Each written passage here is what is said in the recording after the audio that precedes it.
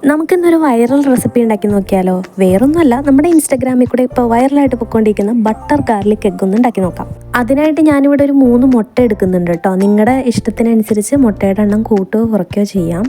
ആ 3 മുട്ട ഒരു ബൗളിലേക്ക് പൊട്ടിച്ചൊഴിച്ച് അതിലേക്ക് കുറച്ച് കുരുമുളക് പൊടിയും ആവശ്യത്തിനുള്ള ഉപ്പും ചേർത്ത് നല്ലോണം ബീറ്റ് ചെയ്ത് വെക്കാം. ഇനി ഒരു പാൻ അടുപ്പത്ത് വെച്ചിട്ട് അതൊന്ന് ചൂടായിട്ട് വരുമ്പോൾ നമുക്ക് കുറച്ച് ബട്ടർ ചേർത്ത് കൊടുക്കാം കേട്ടോ.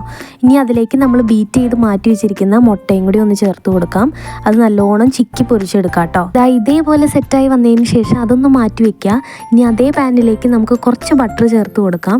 ഇനിയിപ്പോൾ അതിലേക്ക് നമുക്ക് കുനുകുന അരിഞ്ഞു വെച്ചിരിക്കുന്ന വെളുത്തുള്ളി ചേർത്ത് കൊടുത്ത് നല്ലോണം സോട്ട് ചെയ്തെടുക്കാം. ബട്ടറിലേക്കിട്ട വെളുത്തുള്ളി നല്ല രീതിയിൽ വെന്ത് സോഫ്റ്റ് ആയിട്ട് വരുന്ന സമയത്ത് നമുക്കിതിലേക്ക് 1-2 സ്പൂൺ മൈദപ്പൊടി ചേർത്ത് കൊടുക്കാം.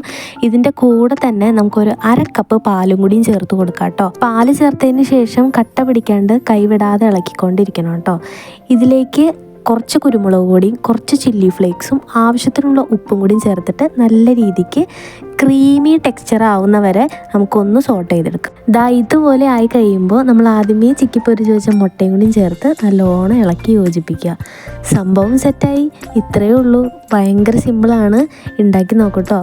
ഇനിയിപ്പോൾ ഇതിൻ്റെ കൂടെ നമുക്ക് ടോസ്റ്റ് ചെയ്ത ബ്രെഡും കൂടി ഉണ്ടെങ്കിൽ അടിപൊളിയായിരിക്കും.